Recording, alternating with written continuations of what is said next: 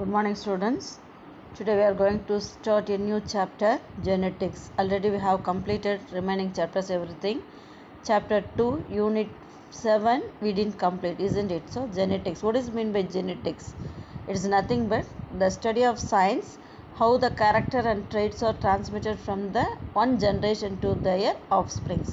So that is called genetics. இல்லையா genetics அப்படின்றது என்னது மரபியல் அப்படின்னுவோம். மரபியல் அப்படின்னு என்னென்னா பெற்றோர்களிடமிருந்து மரபு பண்புகள் எவ்வாறு சேய்களுக்கு கடத்தப்படுது அப்படின்னு அதை பற்றி படிக்கக்கூடிய ஒரு அறிவியல் பிரிவுக்கு பேர் தான் மரபியல் அப்படின்னு. In this unit we are going to learn the differentiate of the classic and modern genetics as well as concept of principles of inheritance. Inheritance means what? The characters and traits are transferred from one generation to the another generation. The characteristics and traits அப்படின்னா பண்புகளும் குணங்களும் அப்படின்னு சொல்லலாம். If someone looks you at anywhere, they may be recognize you regarding your morphological character as well as your attitude. So it looks like your parents. So what is the reason for that? The characters and traits are inherited from your parents to you, isn't it? So through the genes. Already we have studied elaborately the structure of chromosome, how the characters will be, how the genes are located in the chromosome.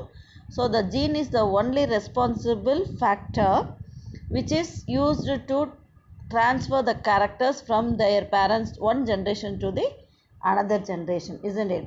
So first genetics அப்படின்னுக்குள்ளார அதில் important part Gregor Johann Mendelian genetics Mendel he has played an important role in the genetics. Then what is genetics? Genetics is the study of how living things receive common traits from previous generations.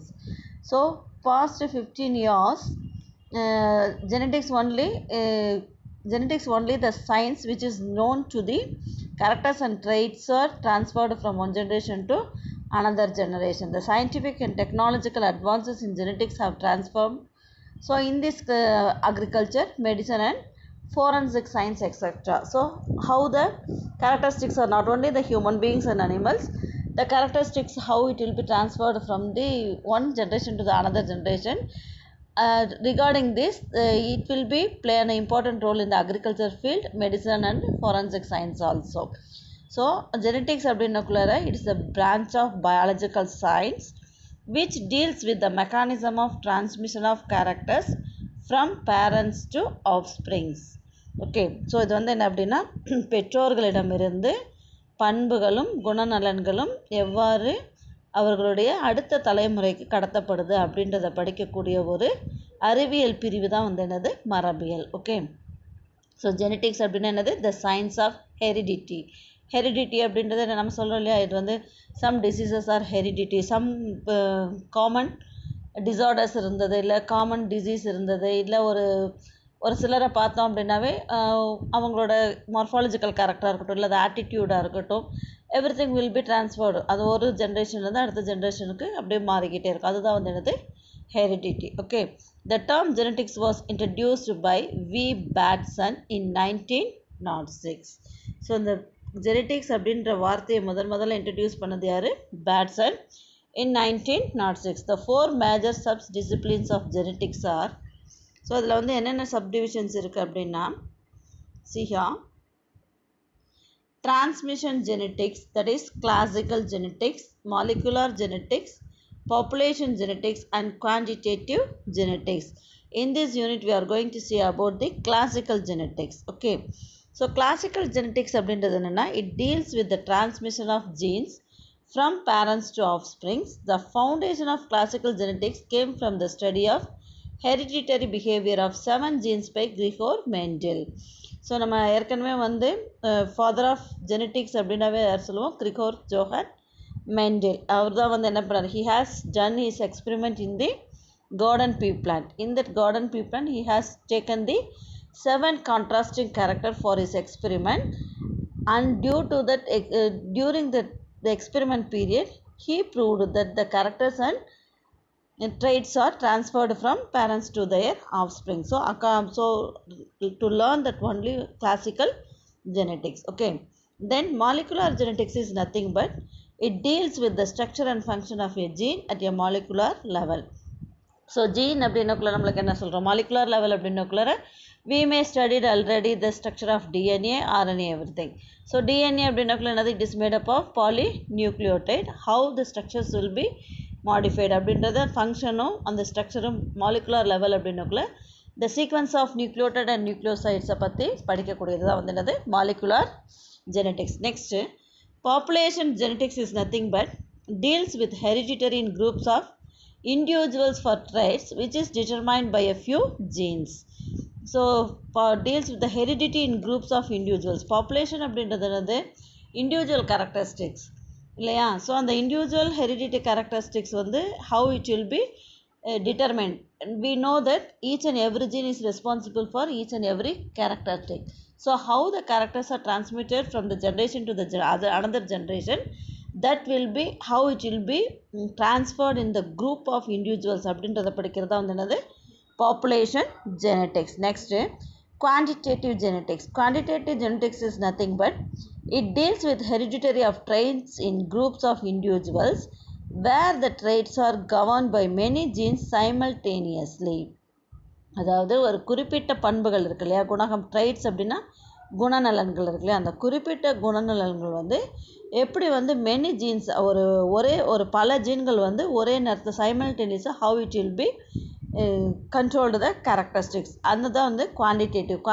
Quantity அப்படின்னா என்ன சொல்லுவோம், கொள்ளளவு அப்படின்னு சொல்லுவோம் இல்லையா, that is quantitative genetics. So according to the subdisciplines, according to the classification, it may be divided into 4 major subdisciplines: transmission genetics or classical genetics, molecular genetics, population genetics, and quantitative genetics. What is the reason for similarities, differences of appearance, and skipping of generations? So most probably if you look in your home, what will happen, see, most probably we are not getting the same character as our parents. Okay, so நம்ம வந்து என்ன பண்ணுறோம், நம்மளோட அப்பா மாதிரியோ அம்மா மாதிரியோ வந்து எக்ஸாக்ட் கேரக்டர்ஸ் நம்மளுக்கு இருக்காது. ஆனால் நம்மளுக்கு வந்து அந்த எக்ஸாக்ட் கேரக்டர்ஸ் எப்படி இருக்கும் அப்படின்னா ஒரு தலைமுறைக்கு அடுத்தது இருக்கும். அதாவது தாத்தா பாட்டி மாதிரி இருக்குது, அந்த தாத்தா பாட்டிங்களுக்கு ஒரு கேரக்டரிஸ்டிக் வந்து நிறைய இருக்கும். ஸோ அதுதான் வந்து என்னது appearance and skipping of generation. What is the reason? So genes அதுதான் வந்து என்னது ஃபங்க்ஷனல் யூனிட்ஸ் ஆஃப் இன்ஹெரிட்டன்ஸ் இல்லையா. So the basic unit of heredity அப்படின்னாவே என்னது gene. So gene is the basic unit of hereditary biological information which transmit biochemical, anatomical and behavioral traits from parents to offsprings. So gene is responsible to transmit the characters and traits from one generation to the another generation. So that is the why we are looking like our parents. That's a reason for the similarities or some differences because of the genes, isn't it? Each and every gene is responsible for each and every character of an organism. Such a manner, each and every organism has a defined number of chromosomes. Already we know that the genes are located at a specific place at a specific place in the specific position in the chromosomes இல்லையா. ஒரு குரோமோசோம்களில் வந்து ஒரு ஜீன்கள் வந்து அமைந்திருக்கக்கூடிய அந்த அமைவிடத்துக்கு என்ன பேர் அப்படின்னா லோக்கஸ் அப்படின்னு சொல்லுவோம். அந்த ஒவ்வொரு ஜீன்களும் வந்து ஒரு குறிப்பிட்ட பண்புகளுக்கு காரணமாக இருக்கக்கூடியது. ஸோ அந்த ஜீன்ஸ் தான் வந்து என்னது, it will be transferred our parental character to their offsprings. Okay, have you understood? Next, so next, heredity and variations. Heredity and variation is the most two important factors of the genetics. Genetics is often described as a science which deals with the hereditary and variation. Heredity அப்படின்றது என்னன்னா it's nothing but இதெல்லாமே வந்து என்னது ஒரு 3 mark கொஸ்டின்ஸில் கேட்பாங்க. What is heredity and variation? Heredity is the transmission of characters from parents to the offsprings. Heredity அப்படின்னா என்னது, அந்த மரபியல் பண்புகள் அப்படின்னு சொல்லுவோம் இல்லையா, அதுதான் வந்து ஹெரிடிட்டி. ஹெரிடிட்டி அப்படின்றது வந்து கேரக்டர்ஸ் இருக்குல்லையா, அந்த பேரண்ட்ஸோட கேரக்டர்ஸ் வந்து through the genes it will be transferred to their offsprings, அடுத்த சந்ததிகளுக்கு கடத்தப்படுறது தான் ஹெரிடிட்டி. வேரியேஷன் அப்படின்னா என்னென்னா it's nothing but the organisms belong to the same natural population or species that shows a difference in the characteristics is called variations. So ஒரு The characters it may be transmitted from the parents to their offsprings, even though that offsprings are not look as it is in the parents. It has some variations. ஒரு சில மாறுபாடுகள் இருக்கும். என்னதான் நம்ம வந்து பெற்றோர்களிடம் வந்து பண்புகளை பெற்றாலும் நம்ம என்ன பண்ணுவோம், எக்ஸாக்டாக வந்து we are not looking like a Xerox copies, isn't it? We have some modulations. So அதுதான் வந்து என்னது, variations. So variation is of two types, discontinuous variation and continuous variation. அந்த variation வேறுபாடில் வந்து என்ன இருக்குது அப்படின்னா discontinuous variation and continuous variation அப்படின்னு it has two types. What are they? Discontinuous variation and continuous variation. Discontinuous variation அப்படின்னு என்னென்னா, within a population there are some characteristics which show a limited form of variation. Example, style length in primula, plant height of garden pea. So அதாவது within a population there are some characteristics which show a limited form of variation. Population அப்படின்னா என்ன சொல்கிறோம், ஒரு group of plants or group of something. இந்த group of species, அதாவது இந்த Pisum சைவம் இருக்கு இல்லையா, அந்த தோட்டத்தை பட்டாணி செடியில் வந்து அதில் வந்து ஒரு குரூப் ஆஃப் பிளான்ஸில் வந்து ஒரு சிலது மட்டும் வந்து ஒரு வேறுபாடு இருந்தது. என்ன அப்படின்னா, style length in primula, plant height of garden tree.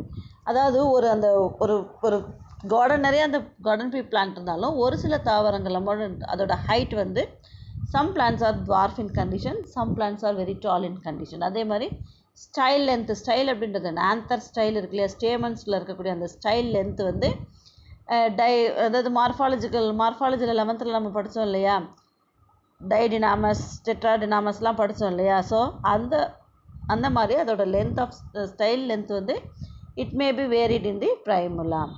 So in discontinuous variation the characteristics are controlled by one or two major genes which may have two or more allelic forms.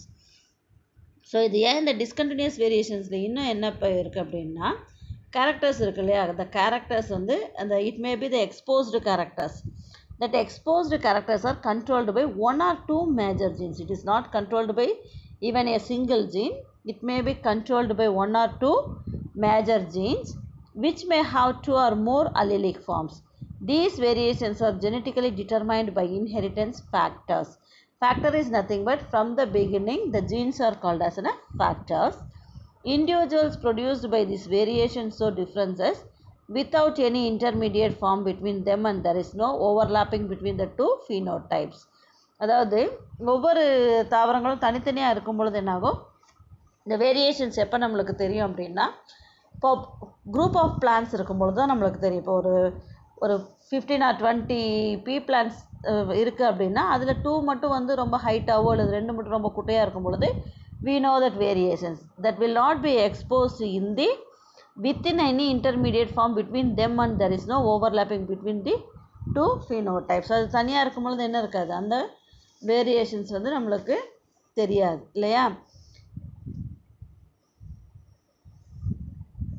So இது வந்து என்ன இருக்கும் அப்படின்னா, the phenotypic expression is unaffected by environmental conditions. phenotypic அப்படின்னா என்னது, புறத்தோற்ற பண்புகள் அப்படின்னு சொல்கிற மார்ஃபாலஜிக்கல் கேரக்டர் இருக்குல்ல, it will not affected by environmental condition. This is also called as qualitative inheritance. So discontinuous variation is otherwise called qualitative inheritance. Okay, so discontinuous variation is otherwise called qualitative inheritance. It will not, the phenotypic expression of discontinuous variation is not affected by environmental conditions. சுற்றுச்சூழல்கள் மூலமாக எதுவுமே பாதிக்கப்படாது. எதன் மூலமாக தான் பாதிக்கும், ஜீன்கள் அந்த அடுத்த தலைமுறைக்கு கடத்தப்படக்கூடிய ஃபேக்டர்ஸ் இருக்குல்ல, அதன் மூலமாக. இதுதான் வந்து என்னது discontinues variation.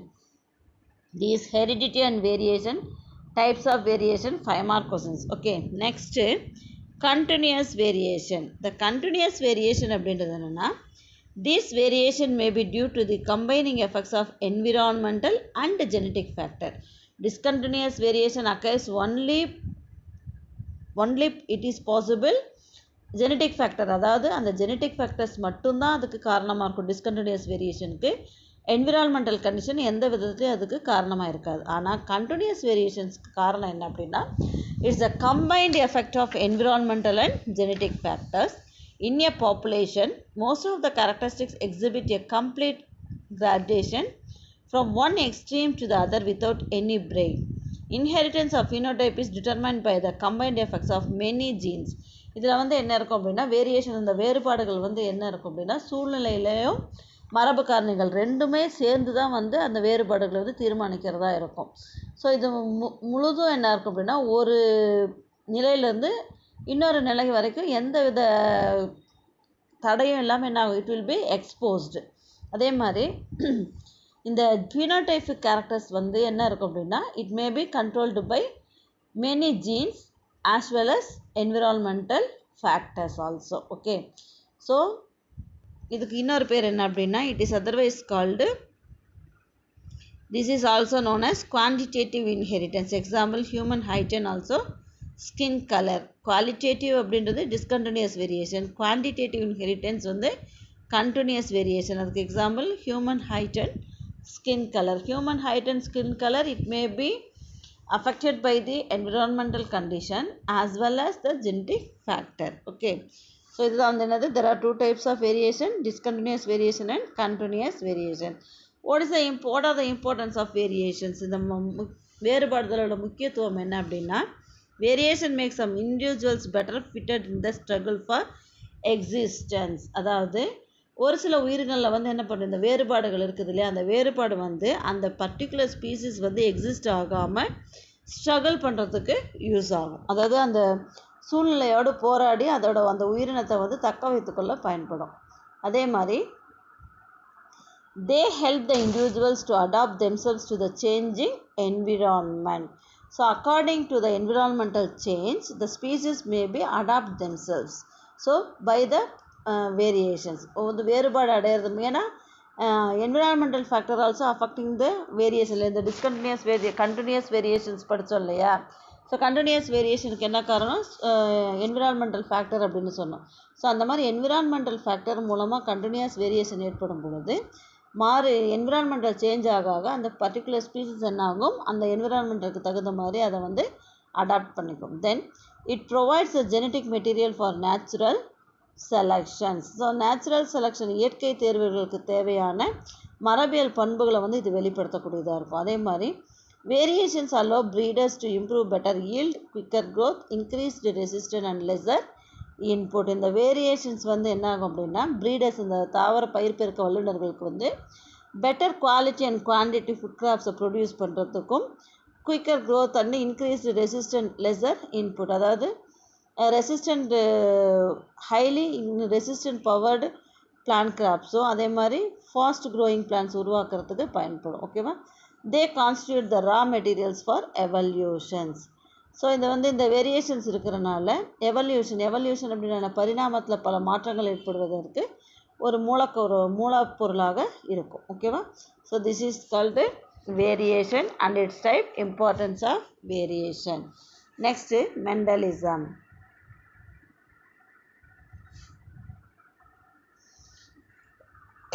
Mendelism is nothing but the contribution of mental to genetics is called mentalism. அதாவது மரபியலில் வந்து மெண்டில், கிரிகோர் ஜோஹன் மெண்டில் வந்து எந்த அளவுக்கு பங்காற்றினார் அப்படின்றது தான் வந்து என்னது Mendelism. It includes all concepts brought out by Mendel through his original research on plant hybridization. Mendelian genetic concepts are basic to modern genetics. Therefore Mendel is called father of genetics. இது வந்து என்னாச்சு அப்படின்னா Mendel he did the experiment in his garden pea plant, isn't it? Pisum sativum அப்படின்ற அவரோட தோட்டத்தில் விளையக்கூடிய பட்டாணி செடியில் தான் வந்து பல சோதனைகளை செய்து அவர் அந்த விதிகளெல்லாம் எழுதினார். அதே மாதிரி ஒரு பண்பு கலப்பு, இரு பண்பு கலப்பு, அதே மாதிரி டாமினன்ட் கேரக்டர், ரெசிஸ்டன்ட் கேரக்டர், அப்படி நிறைய ரிசர்ச் எல்லாம் பண்ணி அந்த கலப்பினத்து பிளான்ட் ஹைப்ரிடைசேஷன் கலப்பினத்தை பற்றின எல்லா கருத்துக்களையும் சொன்னார். ஓகேவா, ஸோ இது எல்லாமே வந்து என்னது அப்படின்னா மரபின் இவரோட மெண்டலியன் ஜெனட்டிக் கான்செப்ட், இவர் செஞ்ச அந்த ஜெனட்டிக் கான்செப்ட் எல்லாம் தான் வந்து எது உருவாக்க காரணமாக இருந்தது, மாடர்ன் ஜெனட்டிக்ஸ் உருவாக்குறதுக்கு காரணமாக இருந்ததுனால இவர் வந்து என்னது he is called father of genetics. Okay, father of genetics Gregor Johann Mendel. So இவரோட பீரியட் வந்து 1822 to 1884. The first geneticist Gregor Johann Mendel unraveled the mystery of heredity. He was born on 22nd July 1822 in Heissendorf, Silesia, now ஹைனின்ஸ் Czechoslovakia, Austria. இவர் முதல்ல எங்கே பிறந்தார் அப்படின்னா, Gregor Johann mental அப்படின்றது பாரம்பரியத்தில் வந்து எப்படி ஜீன்கள் வந்து கடத்தப்படுது அப்படின்றத முதல்ல கண்டுபிடிச்சார். இவர் முதல்ல வந்து ஜூலை 22, 1822 ஆஸ்திரியாவில் இருக்கக்கூடிய ஹெய்சன்டார்ஃப் அப்படின்ற ஒரு ஊரில் சிலிசியன் அப்படின்ற ஒரு கிராமத்தில் பிறந்தவர். என்னது? ஹெய்சன்டார்ஃப், சிலிசியா. அதாவது he has born in 22nd July 1822 in Austria. ஆஸ்திரியாவில் இருக்கக்கூடிய ஹெய்சன்டார்ஃப் அப்படின்ற சிலிசியன் அப்படின்ற ஒரு கிராமத்தில் பிறந்தார். After school education later he studied botany, physics and mathematics at the University of Vienna. இவர் வந்து என்ன பண்ணார் அப்படின்னா, ஸ்கூல் முடிஞ்ச உடனே, அவரோட ஸ்கூல் படிப்பெல்லாம் முடிஞ்ச உடனேவே he studied botany, physics and mathematics. எந்த யூனிவர்சிட்டியில்? வியன்னா யூனிவர்சிட்டியில் வந்து he studied botany, physics and mathematics. He then entered a monastery of St. Thomas at Brunn in Austria and continued his interest in plant hybridization. அதுக்கப்புறம் என்ன பண்ணார் அப்படின்னா, அதுக்கப்புறம் Austria இருக்கு இல்லையா, அந்த ஆஸ்திரியா நாட்டில் வந்து ப்ரூன் அப்படின்ற இடத்துல வந்து ஒரு செயின்ட் தாமஸ் அப்படின்ற ஒரு பாதிரியாராக சேர்ந்தார் அவர். அதாவது ப்ரீஸ்ட் அப்படின்னா, ப்ரீஸ்ட்னு சொல்லுவாங்க இல்லையா, அந்த மத குருமார்கள். இப்போ மொனாஸ்ட்ரி ஆஃப் செயின்ட் தாமஸ் அப்படின்னா ஒரு அந்த மடத்தில் இருக்கக்கூடிய ப்ரூன் அப்படின்ற இடத்துல இருக்கக்கூடிய புனித தாமஸ் அப்படின்ற மடாலயத்தில் வந்து ஒரு மடத்தில் வந்து அவர் சேர்ந்திருந்தார். அங்கே வந்து என்ன பண்ணார் அப்படின்னா, he continued his interest in plant hybridization. அவருக்கு இன்ட்ரெஸ்டாக இருக்கக்கூடிய அந்த தாவர கலப்பினங்களை பற்றி ஆராய்ச்சி செய்தார். In 1849 Mendel got a temporary position in a school as a teacher and he performed a series of elegant experiments with pea plants in his garden. So 1849 வந்து என்ன பண்ணார், ஒரு டெம்பரரியாக ஒரு டீச்சராக ஒர்க் பண்ணிவிட்டு சைடில் என்ன பண்ணார், அவரோட அந்த பட்டாணி தாவரத்தில் வந்து அந்த எக்ஸ்பெரிமெண்ட்டை வந்து செஞ்சுக்கிட்டே இருந்தார். In 1856 he started his historic studies on pea plants. 1856 வந்து என்ன பண்ணார், அந்த பட்டாணி தாவரத்தை பற்றி முழுமையாக வந்து படிக்க ஆரம்பித்தார். அதாவது அதை ஸ்டடி பண்ணார், அதை எக்ஸ்பெரிமெண்ட் பண்ணதில் என்ன ரிசல்ட் இருக்குது அப்படின்றது. ஓகேவா? 1856 to 63 was the period of Mendel's hybridization experiment on pea plants. So 56லேருந்து 63 அப்படின்னா கிட்டத்தட்ட வந்து ஒரு 7 வருஷமாக என்ன பண்ணார், அந்த ஹைப்ரிடைசேஷன், அதாவது ஒரு புதிய தாவரம் கலப்பினமாக்கல் மூலம் உருவாக்குறாங்க அப்படின்னா எடுத்த உடனே 2 தாவரத்தை கலப்பினம் செய்து உருவாக்க மாட்டாங்க. அது வந்து பல தலைமுறைகள் வந்து விளைவிப்பாங்க. பல தலைமுறைகளாக விளைவித்து அந்த பண்புகள் மாறாமல் ஒவ்வொரு தலைமுறைக்கும் கடத்தப்படுதா அப்படின்றத பார்ப்பாங்க. மினிமம் 7 ஜெனரேஷன்ஸ் இருக்கும். அந்த மாதிரி 7 இயர்ஸ் வந்து என்ன பண்ணார், he did his experiment in the pea plants. Mendel discovered the principles of heredity by studying the inheritance of 7 pairs of contrasting traits of pea plant in his garden. So அவர் என்ன பண்ணார் அப்படின்னா, 7 வேறுபட்ட பண்புகள், contrasting characters அப்படின்னக்குள்ளார opponent character. இப்போ plant ஒரு எடுத்துக்கிட்டார் அப்படின்னா, ஹைட் எடுத்துக்கிட்டார் அப்படின்னா டுவார்ஃப் அண்ட் டால், குட்டை தாவரத்தையும் நெட்டை தாவரம். அதே மாதிரி கலர் அப்படின்னக்குள்ள எல்லோ அண்ட் க்ரீன். அந்த மாதிரி he has chosen the 7 contrasting characters and he did the plant hybridization in his pea plant. Okay, then Mendel crossed and catalogued 24,034 plants through many generations. So என்ன பண்ணார் அப்படின்னா, அவர் பல தாவரங்களை வந்து உருவாக்கினார். அதே மாதிரி he has catalogued 24,034 plants through many generations. பல தலைமுறைகளாக வந்து எத்தனை தாவரத்தை உருவாக்கினார் அப்படின்னா 24,034 தாவரங்களை வந்து உருவாக்கினார். ஓகேவா? பல சந்ததிகளை வந்து என்ன பண்ணார், ஹைப்ரிடைசேஷன் பண்ணிக்கிட்டே இருந்தார். அதே மாதிரி he through many generations his paper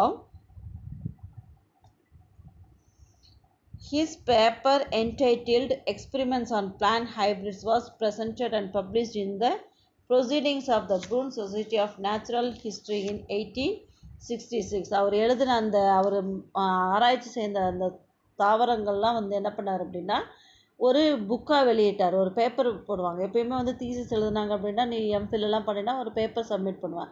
அந்த மாதிரி 1866 வந்து எக்ஸ்பெரிமெண்ட்ஸ் ஆன் பிளான்ட் ஹைப்ரிட்ஸ் அப்படின்ற ஒரு தலைப்பில் வந்து proceedings of Brunn society of natural history அப்படின்னு ஒரு ஆய்வு கட்டுரையை வெளியிட்டார் இன் 1866. The Mendel was the first systematic researcher in the field of genetics. அதாவது மரபியல் ஆராய்ச்சியாளராக முதல்ல வந்து மரபியல் வழியில் வந்து ஆராய்ச்சி செஞ்சது யார்? Mendel. Okay, so that he was called the father of modern genetics.